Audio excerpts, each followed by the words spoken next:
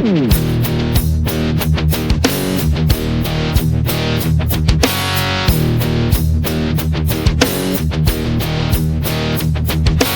wrestling fans, and welcome to another edition of Talmbout Wrestling, right here on the Black Phoenix Network. I'm your host, the untouchable J.R. Atkins, and this is your primary destination for wrestling conversation. Ladies and gentlemen, it is episode 48. We are marching towards episode 50. It is almost here. Have no fear. Now, if you haven't noticed already, episode 50 will take place SummerSlam weekend. Wild. And as I said before, we make it episode 50 and 51. We may make it a whole thing. We make it episode 50 and 51 on that weekend because I might want to recap SummerSlam. Because again, I intend to watch, but I'm not sure where. But we'll figure that part out. So I may do two-parter. But we're gonna make it big. August 1st is a really big day. There's a lot of stuff happening that weekend. And it's a special day for me as well. I'll explain it on the day, but I won't do it on day of. But we will cover SummerSlam, my predictions, and who knows how we'll do 51. 51 it'll either be on the day, it'll either be a Sunday or it may be that Monday. But we'll see. We'll get there. But right now we're episode 48. Still on the path trying to get 50 subscribers. Hopefully we can get that done in a timely manner. We'll see. But you're here now. Episode 48. We got some things to cover. Again, everybody building to big shows. AEW's building to Redemption and All In. WWE's building to Saturday night's main event, which is tonight, and SummerSlam. So that's going to be interesting. So yeah, there's a lot of things happening. Saturday night's main event is actually tonight, I think. Yeah, I think Saturday night's main event is tonight. I have no real intentions to watch because nothing entices me at all. I don't even know what's going to be on. I know at least 3 matches that are going to be on that card. It's a 2-hour show, so why is it 3 matches? I know we're doing Danhausen, JD McDonough, the tag team match, Cody and Punk versus Gunther and Sammy. Is there something else? I probably should look that up. Is there something else? I don't know. I know we're already too soon in the show to be going in the weeds this way, but look and see. Saturday night's main event.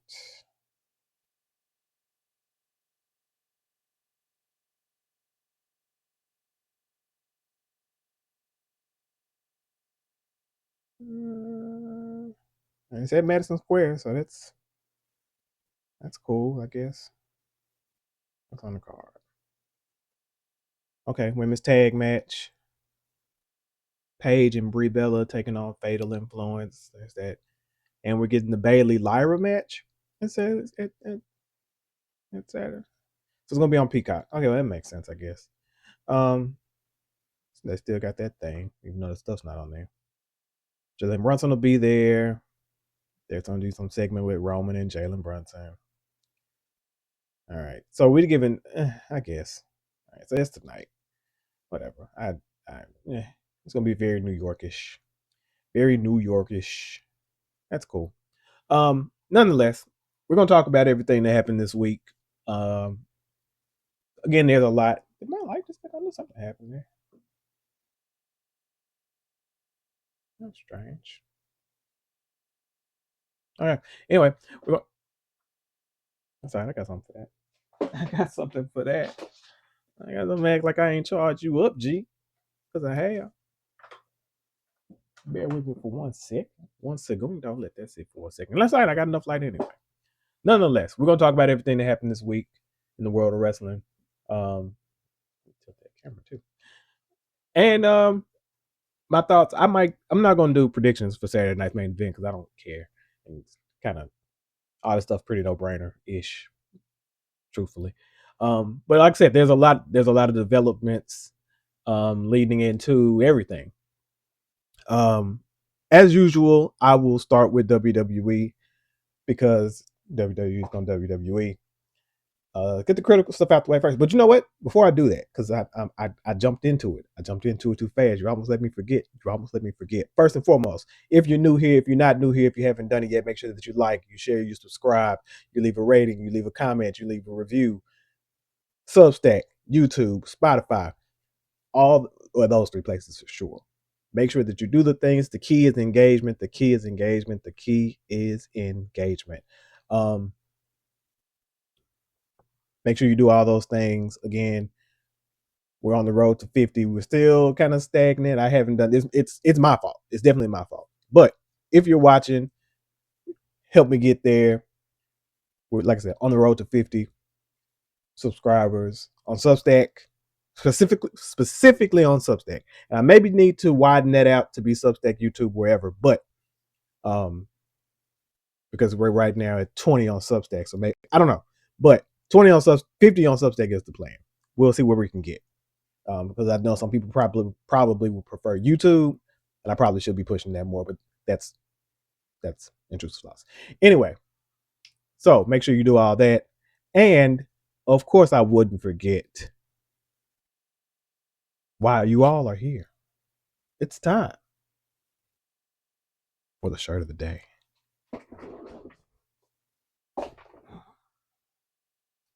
It's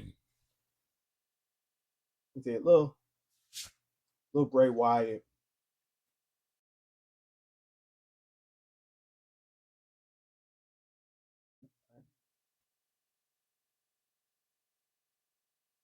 All right, there we go. All right, I don't know what was happening there, but it was smooth around. But you see it, little Bray Wyatt energy. Much love to our to the homie, to the big homie. All right, let's get this out the way. All right, so let's talk some WWE. Oh man, your company. SummerSlam is gearing up to be. You know, I was on a podcast Thursday, and the host is a friend of mine, and we fairly recently have discovered was a wrestling fan. I think back in 2024, before Mania 40. We actually watched Night 1 of 40 together, so that was that. And he was asking, he says, what's going on with the SummerSlam build? Because like this card kept coming off kind of mid. And I said, yes it is. And I think I said this last week. There's not a match on this card that I really care about. Oba and Brock, maybe, but I don't, because it's stupid. And that's where we're going to start, because that's where Raw started. There was this whole segment with Paul and Brock coming out with all this security, and there's like, oh, there's a restraining order, and Oba's obsessed. And they have confirmed again that Oba relinquished his title match at SummerSlam to have the Hell in a Cell with Brock. I have seen people defend this Brock Lesnar feud for months. For months, I've seen people they defended it all the way to the end. And every reasoning they've come up with, everything that they twisted themselves to contort to try to make it make sense has been proven wrong. Because everything about this is stupid. He beats Brock at Mania. Brock retires. Boom. That should have been the end of the story. Brock, and then we just move on with Oba. But no. So then they have a rematch that nobody asked for. And it was like, oh, Oba took 7 F5s to beat, because Brock beat him, which was stupid. And I said then, like, you are ruining the momentum. because you're making him just another guy. Sure, it took 7 F5s. He still lost. And then they put him in the King of the Ring, which he wins, which was the right move. And had we not done the Brock thing, that probably would have made a lot more sense, but whatever. And as soon as he wins the King of the Ring, I've seen people then, we start fantasy booking. Oh, well, he's gonna pull double duty. That could have made sense. But see, now that you had Brock beat him, now you have to have the rubber match. You're going to have the rubber match at SummerSlam because it's in Minnesota. So that makes sense. Everybody knew we're doing the rubber match. Oh, it's going to be the rubber match at SummerSlam. Yeah, that's not what we're trying to do.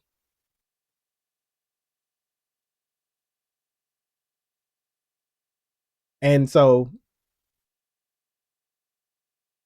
Paul Heyman or Brock, I think it's Paul Heyman talking for Brock, basically says, oh, Oba is obsessed with Brock Lesnar. He's so obsessed that he gave up his title shot to any champion so that he can face Brock Lesnar. And Oba, to his part, comes out and basically says, even if I had used my title match, Brock would have just came out and cost me anyway. And this is a very silly ass way for them, silly and lazy way to try to get out of this dumbass decision that they made in the first damn place. Because why would you do that? Why would you do that? Other than you're stupid. And that's definitely a thing. You're definitely stupid. I don't know. I don't even know what to do with any of that. This was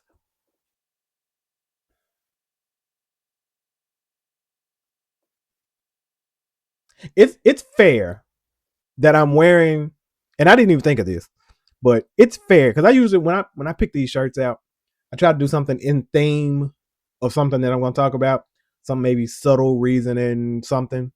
So like I wore this really just because I hadn't worn it, and I have it in there, and I think that's something I hadn't worn before. But it makes so much sense. The thing that broke me in 2019 involves the Fiend. They never did. Vince never did right by Bray Wyatt, and the Fiend comes along and it's instant money. And I remember thinking as soon as it happened, I was like, "Oh, that's cool as shit." Please, just don't fuck it up. Don't blow your wad. Don't get excited because you see the dollar signs. Don't blow your wad. Just tranquilo. And I knew the second that they put him in a title match with Seth Rollins, who just won the title back at SummerSlam, I knew it was a problem then. Immediately was a problem because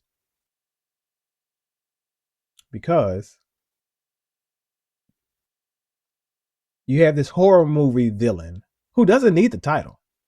He didn't have to put the title on him, period, because he shouldn't be losing. So make him an attraction. Make him something that exists. Undertaker never needed the title for real. So just make him a character that exists almost above the title. And eventually, sure, you can do it. But don't rush it. This is a new character. Don't rush it. Even though it is Bray Wyatt, don't rush it. Seth just won this title. The Fiend just debuted.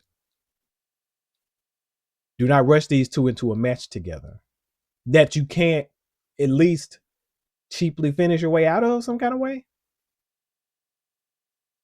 And then you make a Hell in a Cell, which means now the cheap way that you probably could have got out of it is now gone. So either Seth's going to lose this title that he just won and put it on the Fiend, who doesn't need it, Well, the Fiend is going to lose and ruin all the momentum. And somehow what they came up with was worse than both of those options. And it broke me as a WWE fan. Now there's the perfect storm of course, AEW and all the other stuff. But that's originally what broke me as a wrestler, as a WWE fan. Broke me. Haven't been the same since.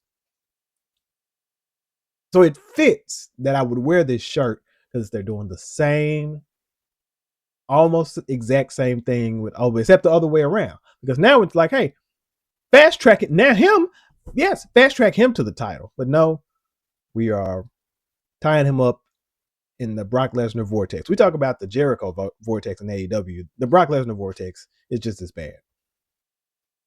And it's really just Triple H book. It's WWE booking. Because it has to be 50-50. It's too soon for Oba. Roman's not going to drop that title anytime soon. Well, all that's true. Apparently. According to them. You got a slow burn. Oba will eventually be champion. And when he's champion, all the people who have defended all of these decisions thus far are going to be like, see, I told you, you just had to be patient. Y'all just want stuff to happen. You don't want to let it cook. This didn't need to cook. Some things can cook. This did not need to cook. So that we can have Roman Seth again.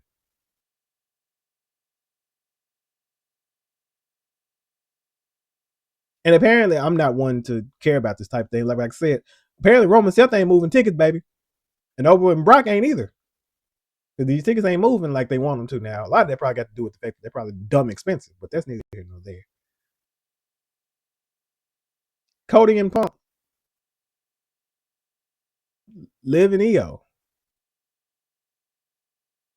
These matches aren't really moving anything. Now we got to, moving on from Oba and Brock, now we got a 6-man with, is it the Usos and Jacob Fatu against Royce Keys, LA Knight, and Solo?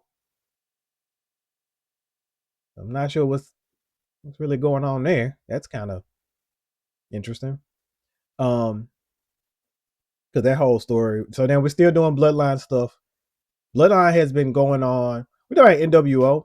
The Bloodline has been going on for now 6 years, since 2020. Basically, if you want to say it begins with Roman returning at SummerSlam 2020, and now we're at SummerSlam 2026, we're still doing Bloodline stuff. And we've never come off Bloodline stuff. Not for real. Like, if Roman's on TV, it's Bloodline stuff. We haven't figured out what to do with Roman outside of Bloodline stuff. Because now his character is so tied to it that we don't know what else to do without it. So Bloodline. All day, every day Bloodline. That's modern day WWE. And now we're getting Roman and Seth. And, they had a promo, and it was, I guess it was kind of cooking. Because that's what Roman does now. He cooks on the promos.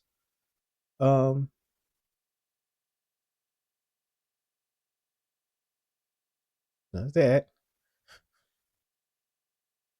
I don't really have any interest in Seth Roman part 12 or whatever it is. It's the lore is there of the match, right? So it's not that I don't want to see the match, but now you giving me this match over the match that I would have wanted to see in the moment that I would have wanted to see, to make this, which isn't going to be like anything,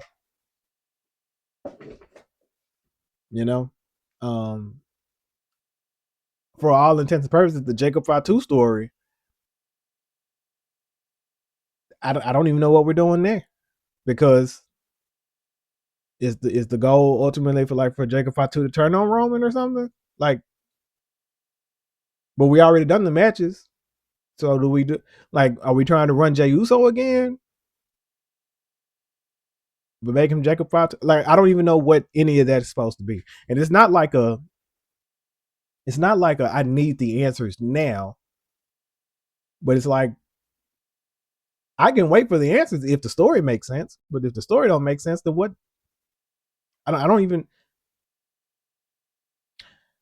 And again, and then you're suppressing pushes for people. Cause okay, cool. You got Jake Fatu 2 times in the main event against Roman. That's a big step. And then you made him a henchman. So is it too soon for every? Because we think it's Roman time, is it too soon for everybody? Is that what we're saying now? Seth isn't going to be Roman this time, even though honestly, I probably would. I would like to keep that going, but whatever.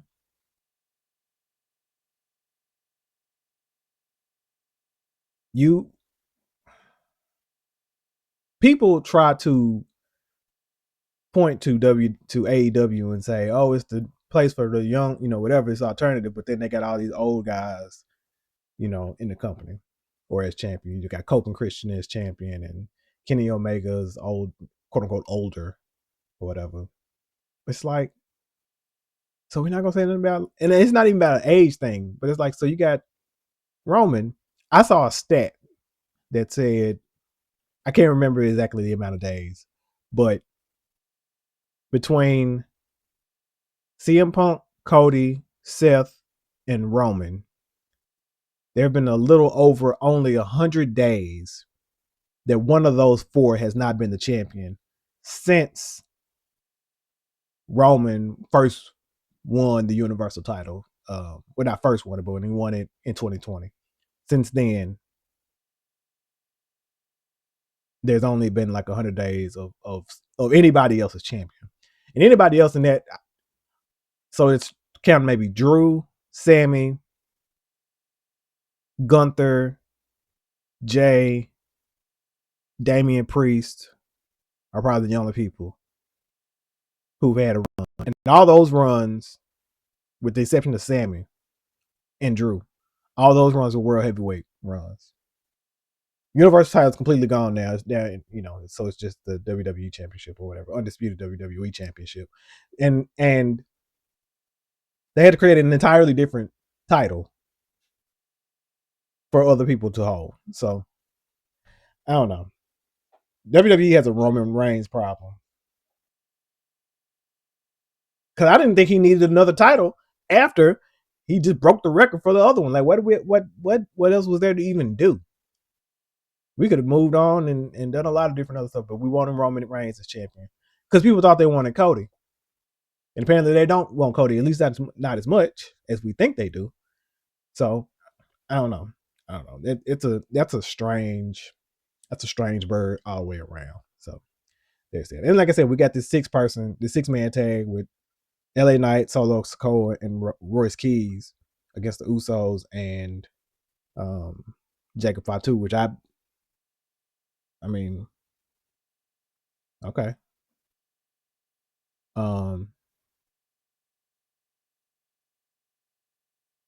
Like I said, we got Bailey and Lyra. That's happening. Chad Gable's the number one contender for the Intercontinental Championship. Neat. So that's gonna maybe that'll be at SummerSlam, I guess. So there's that.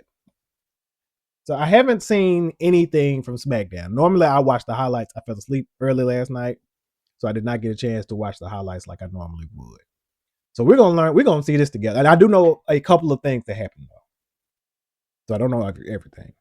I do know big story probably from the night is they are announcing an interim WWE Women's Champion because Rhea Ripley is injured, which is funny because we've been hearing a lot of I've been hearing lately like a lot about Rhea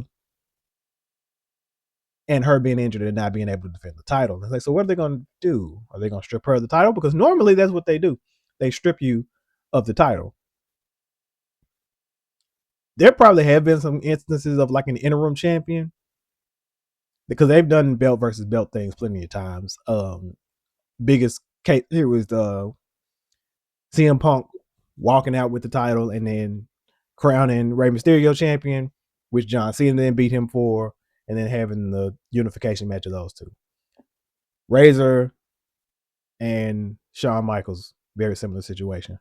Well, somewhat similar because it wasn't really an interim thing, but it kind of became interim. So kind of who's the real Intercontinental Champion? So that's that.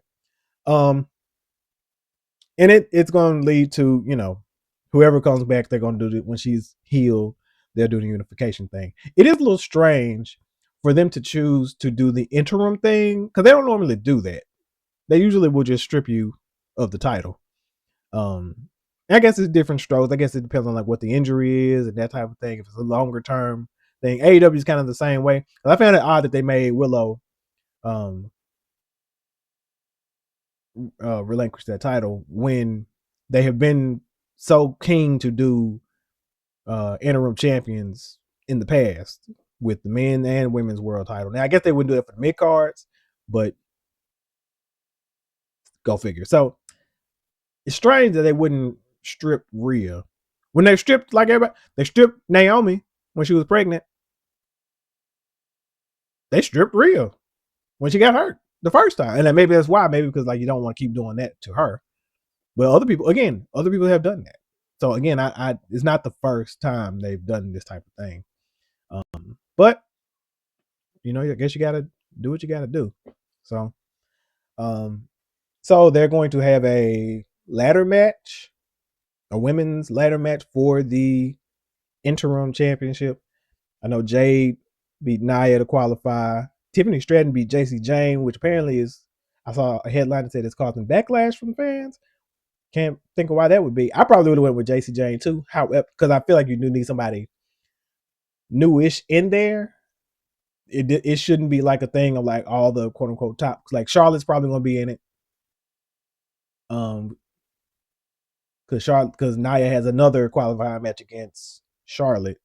Charlotte's probably going to win because I'm pretty sure we were going Charlotte Jade for SummerSlam, which now puts them, I think, at the top two contenders. I'm certain we were doing Charlotte and Jade, so maybe they're just going to roll that into a thing. Tiffany being there and she's the United States champion is kind of like, well, I don't know what feud she had going at first, but now we're not doing that apparently. Um, I could imagine maybe Julia ends up in it. If it's, I don't know if it's 5 or 6. So I think Charlotte's in. I'm sure Charlotte's going to be in because I'm sure she was doing the Jade thing, and unless Jade were to cost her, which I highly doubt would happen, um, that's probably how we're going to end up doing that match instead. The thing I saw was somebody saying like WWE doesn't know how to pivot all of a sudden. This feels like somewhat of a pivot, but like Liv Morgan is a better example because it's like Stephanie McCurry got hurt, and instead of doing anything with anybody else, because Stephanie McCurry was supposed to be challenging Liv, they just didn't do anything with Liv, which whatever, you know. Um, so I don't even understand what was supposed to happen there. Um, Similarly, Rhea's hurt, and rather than strip her, they just let it sit for months. It was like Clash in Italy when she got hurt, and that was what, like months ago, several months ago. Because like I said, since then we have King of the Ring, a whole tournament, and she hadn't shown up. So, and maybe they were hoping that she would be ready by SummerSlam. Not the case. So now we're doing this ladder match. So let's see what happened on SmackDown. All right. So the last thing that happened was Gunther choking out Nick Aldis on SmackDown last week. The way this looked was that we're getting a Nick Aldis Gunther match. Um, which I mean, cool, good for Nick Aldis. I personally have been kind of in my fantasy book in mind, been thinking like an Adam. If you want to keep it, whatever, you could absolutely do an Adam Pierce Nick Aldis match. That wouldn't suck because they're both really good wrestlers. But with WWE, whatever, as a person of authority, And it's funny because they've done this so many times with people who can't wrestle that now that you could do it with two people who could, that's again choices. It's a match AEW would appreciate. AEW fans would appreciate a lot more than WWE fans. So there's that.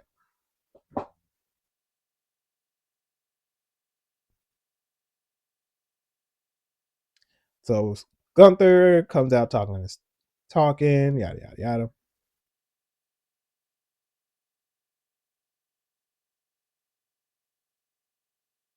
So the match with Cody and Punk versus Sammy and Gunther, the stipulation now is if Sammy and Gunther win, they are added to the Cody and Punk match. It'll be a fatal four way.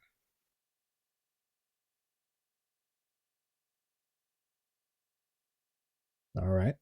So I still don't think that happens, but I don't know what we do with Sammy. I'm pretty sure. I feel like Gunther probably will end up facing like Nick Aldis. That feels like the thing that makes sense. Or a person of Nick Aldis' choosing, but who could that be? Who would and could that be? That would make sense. I'm not really sure. So it being Nick Aldis would make sense. Um, was it SummerSlam last year that Pat McAfee went against Gunther? I think it was. Or did he win the title back at Summers? No. No, it was Gunther Punk. It was Gunther and Punk last year. Because that's when Seth. Yeah, okay. Okay. Yeah. Okay. Never mind. Never mind. Never mind. Moving on. So they're announcing the women's match. We got Finn Balor versus Tala Tonga. Finn Balor gets the dub.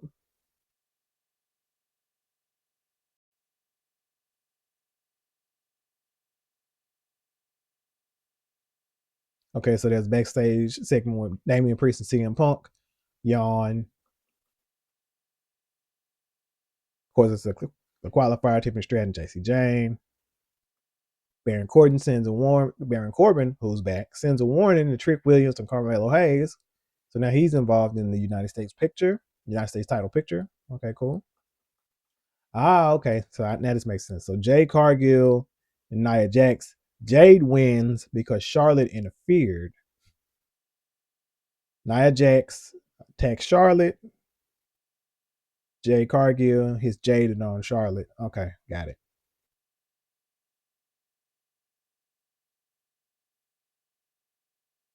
Blake Monroe attacks Candice LeRae. All right. War Raiders versus Fraxium. War Raiders get the win. War Raiders lost their titles to Damian Priest and the AAA tag team titles. They lost those to Damian Priest and R-Truth. So now R-Truth and Damian Priest are now your WWE let's just call it SmackDown tag team title champions and the AAA tag team champions. So that's interesting. There's the Danhausen thing. Cody and Gunther, no contest after interference. So basically, just a kind of a go home thing. So nothing really of note really happened other than the women's title ladder match being announced and the stipulation for tonight, the main event tonight. So, uh, interesting time in WWE. Interesting time. Interesting time back in WWE land. Um, you know, this company's gonna company, man. This company's gonna company. Let's go to where the best wrestle. You know what? Before we get to that, so All Out actually has also been announced for Chicago in September, if I'm not mistaken. Yeah, and wouldn't you know who won the pony? WWE has decided that they are going to run a Worlds Collide show also in Chicago on the same day at probably the same time. Listen, I saw a quote again that said AEW fans want WWE to be better. WWE fans want AEW to not exist. That is the truest statement I think I have seen, because the bigger part is WWE doesn't want AEW to exist. There's a pettiness. There's a pettiness to and for them to keep saying that nobody's watching, nobody care, nobody's concerned with AEW. We're the big dog. We WWE and we not what. So you couldn't think of anywhere else on any other day to have this event, but in Chicago on that day.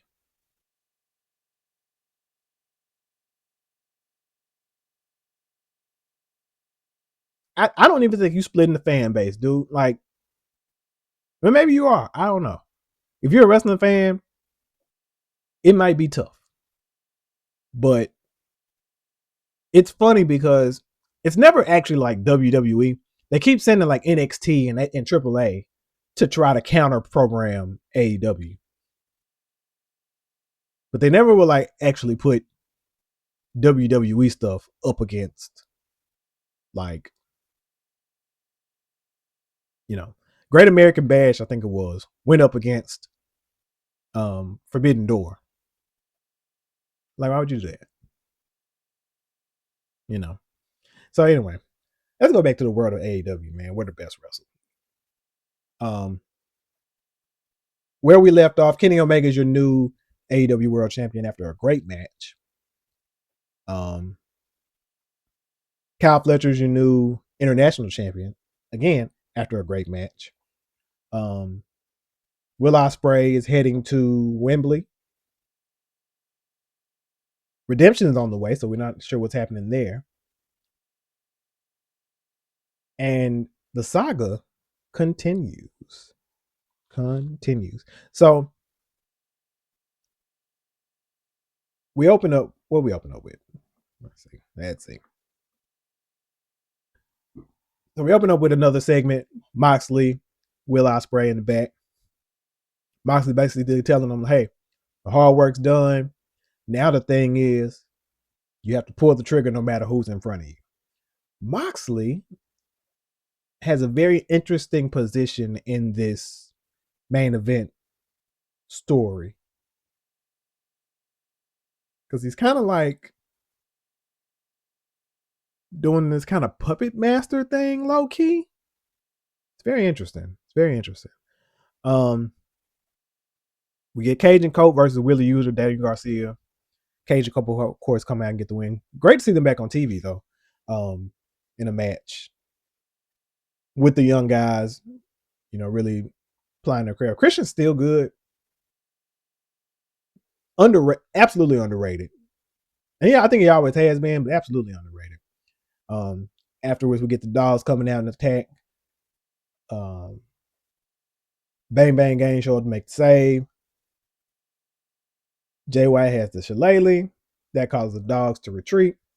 We get kind of this weird, tense moment between Cage, Cope, and Jay White. Of course, there's the thing between Cage and Jay White, so that's a thing.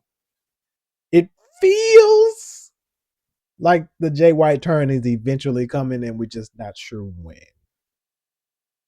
But not yet. Rightfully so, but not yet. But he's so much better as a heel. But whatever. You got an interview with Andrade. He reveals that he has MJF's Dynamite Diamond Ring, which Will Ospreay took from him last week in the main event.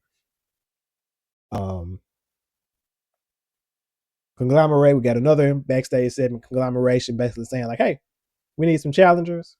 The Demand comes out, confronts them. Lethal Twist come and make an attack. And Ricochet hints at Lethal Twist joining the Demand. So maybe. We'll see what happens. Maybe. We got Andrade and Jake Doyle. Andrade is super over, of course, with 3 words. How you know? Don Callis family comes out. Andrade puts the ring on and everybody backs up. So apparently this ring has superpowers because it's still just one of you. And whatever. All right. Hey, who are me? Um, how you know? How you know? Anyway, so now we have Kenny Omega's championship celebration. Bucks come out, give him the original AEW championship instead of the Triple B. That's always the thing that we do after MJF has the belt. They come bringing them the real belt back out. Looks, I don't know if it looks different. It looks like a little more blingy, but I could be wrong. That wouldn't fit Omega, but looks like it is a different version. But again, I could be very wrong here. So Kenny's just saying, made it, and now we're going to Wembley. Out comes Will Ospreay. They exchange pleasantries. Basically, Will Ospreay says it's the real life. Is there? Is it there? Goku and Vegeta is what they said. It's real life Goku and Vegeta. So they exchange their pleasantries. Out comes Kevin Knight. Kevin Knight has some very weird logic. He was like, hey, MJF owed me a title match, and even though he ain't the champion no more, I came to collect. That ain't how that worked. That ain't how it worked.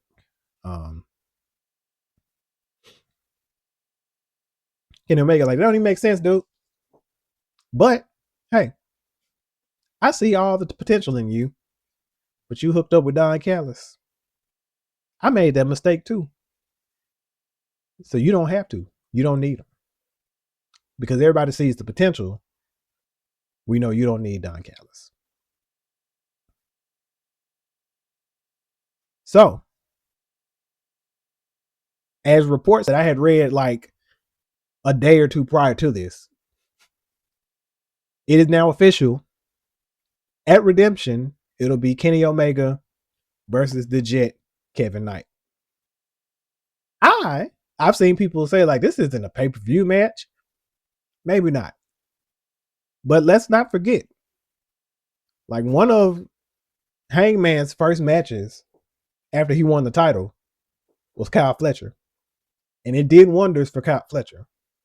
This probably does more for Kevin Knight than it did for Kyle Fletcher then. So I think huge spot for him, shows they have a lot of confidence in him, because I think they have a lot of confidence in Kyle Fletcher. I definitely could see Kyle Fletcher as a champion eventually. This, I think I can see Kevin Knight. This is the elevation that I think Kevin Knight needs to really put him in that space, hanging with Kenny Omega. So I'm happy to see that. And I'm happy to see them giving him this kind of spot and attention. Now, funny thing here, they just giving Kevin Knight a championship match. Would you look at that? He didn't even win a tournament. He's a champion already, but he didn't even win a tournament where he was guaranteed a title match. They just gave it to him. Funny how that works. Anyway,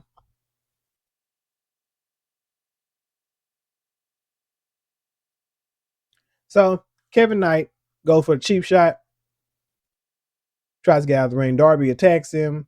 Then out comes Brian Cage. Don Callis family arrives. But then, out come the Death Riders. So I'm looking at this, I'm like, yo, are we about to get a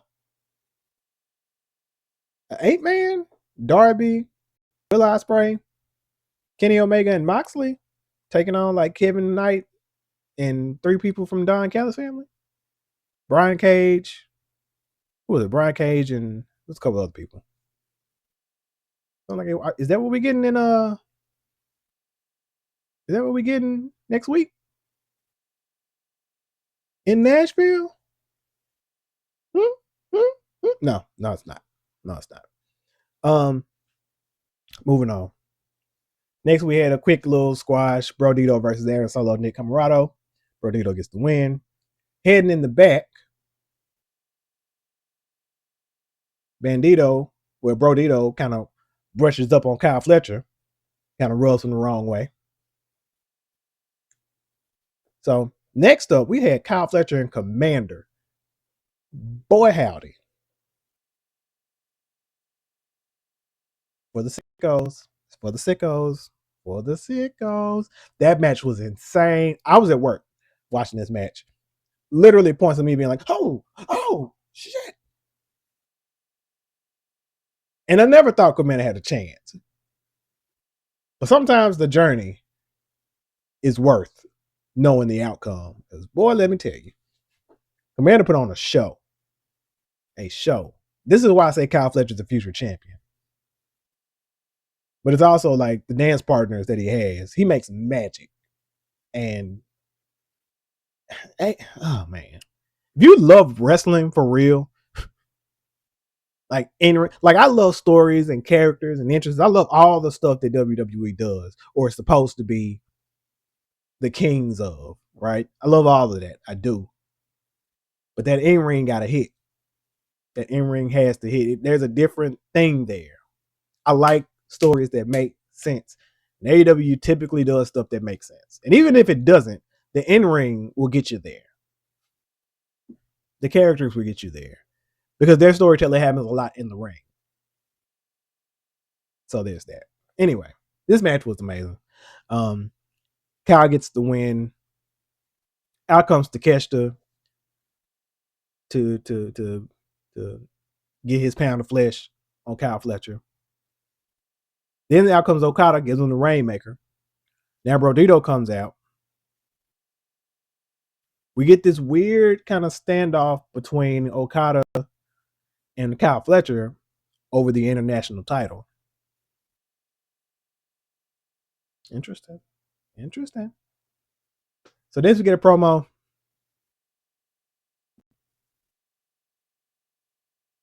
Where are they?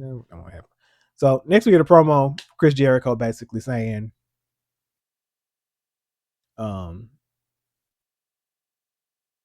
he wants a match at Redemption with Psycho Killer, Tommaso Ciampa. He wants him to bring the pain. And he'll bring the Painmaker, and he has on his makeup and his hat. And so the Painmaker's back. Man of 1,000 gimmicks. So, all right, neat. Neat up, Tito. Next up, we had a match between Darby Allin and Brian Cage. Darby's insane. Darby is insane. That man has a problem. I don't think that young man is well. I don't believe that young man is well because the things that he allows people to do to him. Brian Cage picked him up and chunked him at the ring post. Now, it looked horrible. And here's the thing with Darby, though. A lot of it is very dangerous. But there's more of it that just looks dangerous and isn't as dangerous as it seems, right? Because I think it looked really bad, but I don't think he was hurt or anything like that. But it looked gnarly. Ultimately, he gets the win over Brian Cage. And hey, if you're one of those people who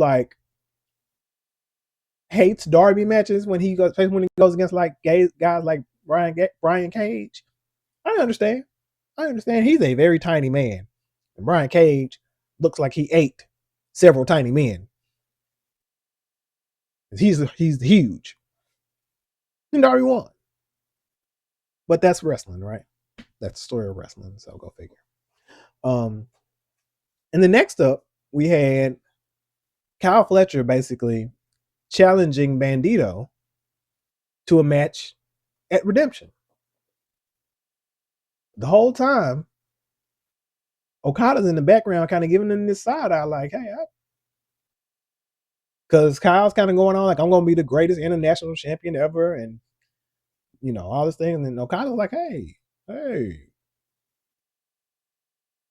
don't like that. I don't like that shit. I'm going to hate on him. I don't like that. So, Pro Okada, maybe over. Okay, I tried. It wasn't gonna be good. It wasn't gonna be good at all. But apparently, so maybe we're eventually going to do a thing. Hey, the last time I was in Nashville, I got to see Okada and Kyle Fletcher 1-on-1 in person. Have a really cool shot of Okada. Just saying. Just saying. So apparently maybe we're gonna do something there eventually too. Don Callis family has to start having way more cracks than they're having. So we'll see what happens there. But still. And in the main event, ladies' main event at this show, we're getting Willow Nightingale, Maya World, Hyan taking on Mercedes Moné, Divine Dominion. A fantastic main event. Every time, I'm sorry, I know this was over a year ago. Every time I see Maya World and Hyan, especially Maya World, after her showing in the Owen, and just taking the time to really invest in her and build her up. Every time I see Hyan, I'm just, or see her in Hyan, I'm like, so happy for them. But if it was like there was somebody else who was right there, and all they had to do,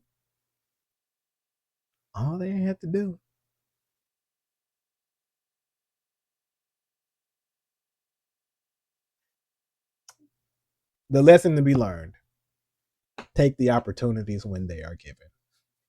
That's it. That's it. It's also about standing your ground, standing on, business. But man, when the opportunities are right there, right?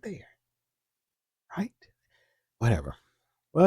Anywho, so yeah, that happened, and that's Dynamite.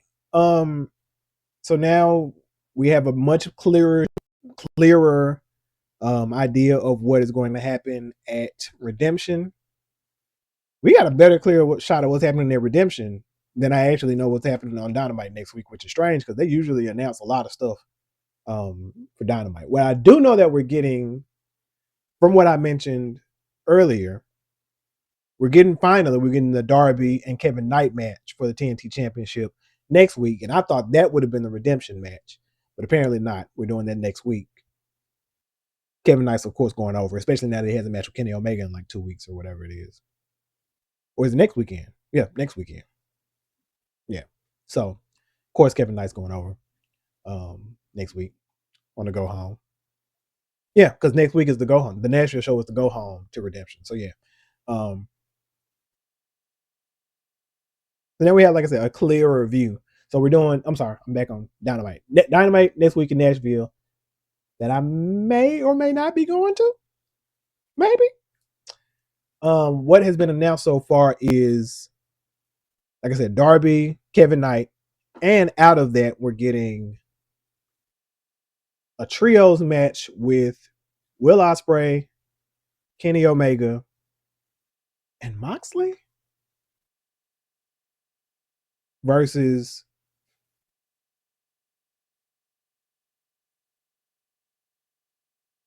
actually now I need to see.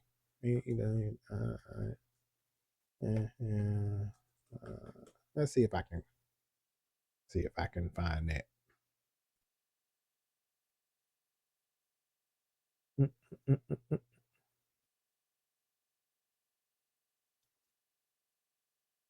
Nope, that's not gonna be there. So that's the 7/20, July 23rd. That sounds right. Let's see.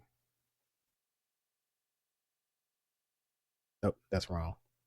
22nd, maybe.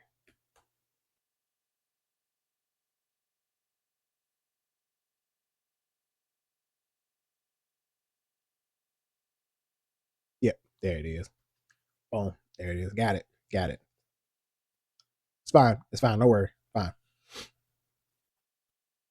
Yeah. So Kenny Omega, Will Ospreay, Jon Moxley will take on Brian Cage, Hechicero, Jake Doyle. Here's the thing, because I mentioned Moxley's kind of weaving this web. So they left out a thing here somewhere. I'm not sure how this started, but there ended up being a segment where Kenny Omega is talking to Renee, and up comes John Moxley. You know where I can find this? Give me a second. Give me a second. Shout out to Bleacher Report, because that's where I'm going. I'm going to Bleacher Report, because they're going to give me a more comprehensive review of AEW this past week. Let's run that. AEW. AEW. AEW.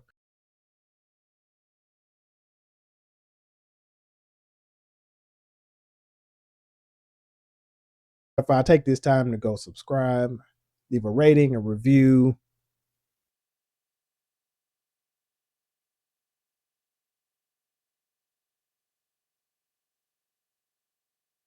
There was no mention of Hangman on the show.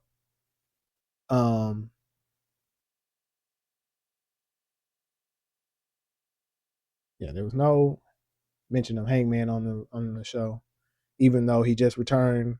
Maybe they're gonna keep him on Collision for a while, have him do some stuff there. Um, I'm okay with that. This Dynamite was very WWE in that there wasn't a lot of stuff announced, and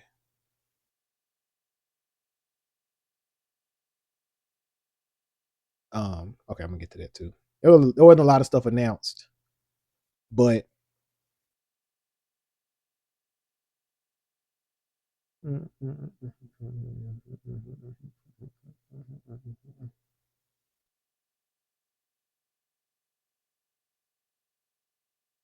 but we got a lot of stuff out of it. So let's see. Really like Goku Jr. I put that kind of Jack Perry's back. Made a challenge to some new star to face him on Collision. That person was confirmed to be Nick Wayne.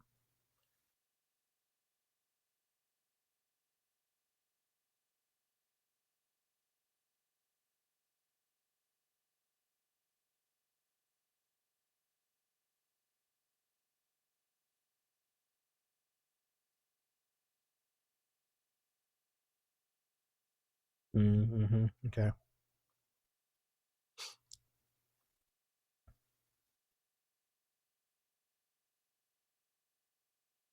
Mm-hmm. Mm-hmm. Mm-hmm. Mm-hmm. Okay. Reading up. I'm getting there. I'm getting there. Trying to make it to a certain thing here. We had an interview with the Brawling Birds. There wasn't much of anything. Basically saying they're going to all. I could see Brawling Birds winning the AEW Women's Tag Team Championships at All In London. That there needs so yeah, it never made sense. I never thought that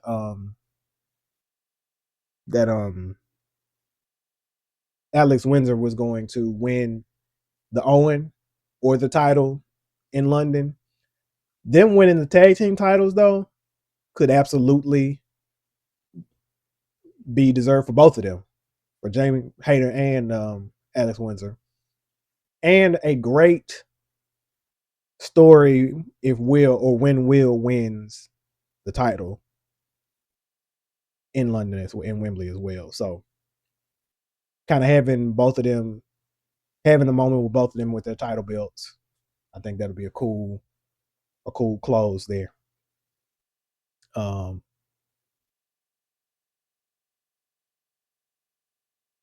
let's see. So I definitely could see that happening. Them finally getting their shot. Because they've been building them for a while. They kind of cooled off on them for a minute while they were doing single stuff. I think Jamie was hurt. So now they're back in their tag team bag. I think we are going towards I know what the thing was now. I think we're going towards maybe them in Wembley. Having them do that interview, which was weird. It came off weird, but I think that's starting that build. Um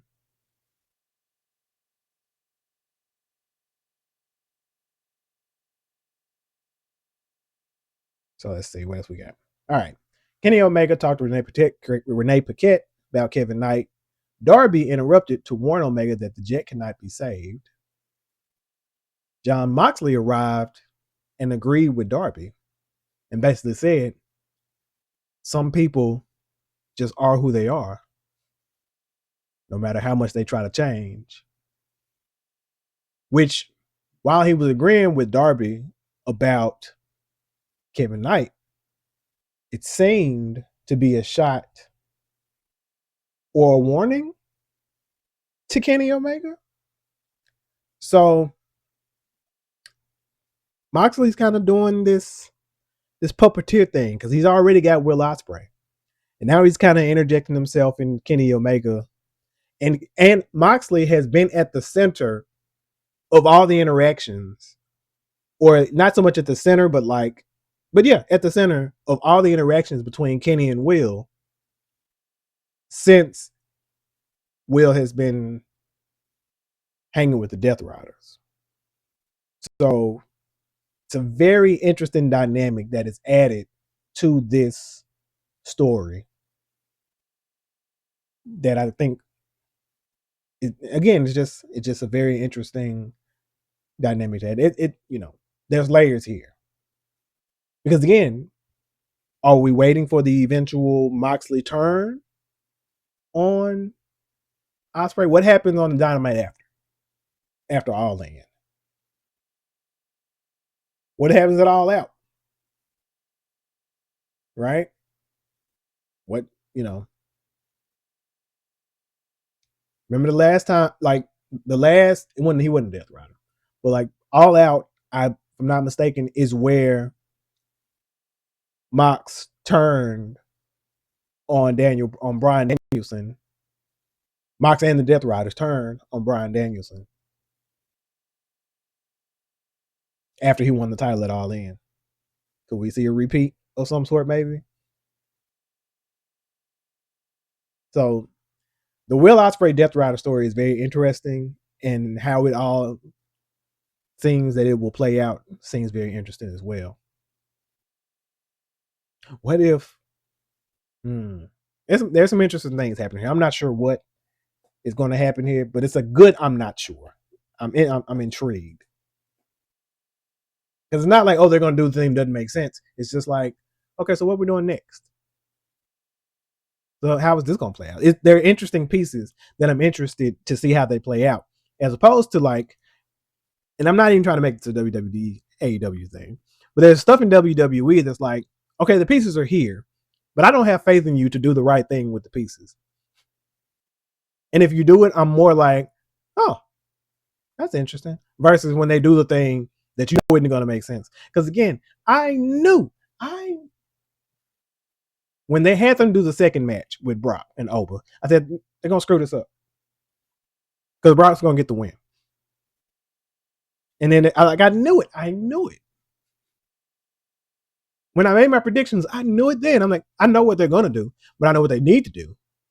And they did the thing that I knew they were going to do. And then we had a rubber match was going to go. I knew it. They threw me, they threw a wrench with the King of the Ring stuff, which made it even worse. So, go figure. Anywho, so that's the state of AEW. And like I said, so we have a much clearer picture of Redemption. They pretty much had to announce most of the card because the pay-per-view, like I said, is next weekend. So we actually have a solid card already. So we got Tekla versus Willow for the women's world title. We got Mark Davis and Andrade for the national title, because that's happening. We got Kenny Omega, Kevin Knight for the world title. Kyle Fletcher Bandito for the international title. I didn't know this got announced, but maybe it's a spoiler. Cage and Cope will take on Claudio and Pac for the world tag team titles. Not even sure where that came from because we just beat. Okay, so I guess that's a thing. And we got the Painmaker, Chris Jericho, taking on Tommaso Ciampa. So 6 matches already announced. I don't recall hearing the Cage and Cope versus Death Riders match announced, but maybe that's a spoiler for Collision. Sorry. And if it is, that means there weren't any other matches announced, but there probably will be more. 6 matches is a WWE or NXT card. It's not an AEW card. So I expect many more. There's no TNT match, but Kevin Knight's in the world match, so there's no TNT match. National, international matches, tag team matches. Probably will be probably a trios match there for for those titles. Sure, we can throw a couple of more on there as well. Give Darby something to do, maybe Mox. So we're probably gonna throw a couple of more matches on there. There's no Continental match. We'll see what happens there. Something for Will Ospreay. There's a lot of people not even on this card that will be on the card, I'm sure. So we'll see. There'll probably be a tag match between Mox and Ospreay versus somebody. So there's more to be announced. Again, Nashville next week. Dynamite will host Nashville next week. I have, as I did the first time, waited till the exact last minute to buy my ticket because I still have not bought one. I actually am not even sure if I'm going. I've always planned to, but the money has to work. So we'll see how that goes. But I might be able to make something shake. So if you're in Nashville and you're watching the show, if you made it this far, look for me in Nashville. I have flyers. I may have a few wristbands.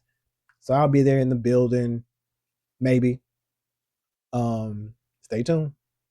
And if I am, of course, it'll be in next week. We'll open the show up with some stuff. We'll talk about it next week. So, and I will give my predictions because then I'll probably have the whole redemption card, or at least most of it, because they will announce stuff the day of. So go figure. And then after that, it'll be episode 50 and probably 51. Big things coming for episode 50. I don't even know what, but there are big things coming for episode 50. Stay tuned. Stay tuned. There's so much to come, so many fun things we're going to do. So, all that being said, thank you for tuning into another episode of Talmbout Rasslin. Have a great Saturday. Enjoy the rest of your day. The weather's maybe nice. It's hot. It's definitely hot. Let's do that. But stay cool. Stay safe. Enjoy the rest of the summer. We're almost out of summer break for the teachers. I know you hate to hear it. It's almost over. But enjoy the rest of it while you can. Again, make sure that you like, share, subscribe. Tune in to Saturday night's main event. I think I ran through the card earlier, but I will do it again if I need to. I ran through it earlier. We might talk about it if anything of note happens, but because I don't want to be biased and not cover WWE. So, all that being said, thanks again for tuning in. We're on the road to 50 and on the race to 50 subscribers. So thank you. And until next time, as I always say, we are out.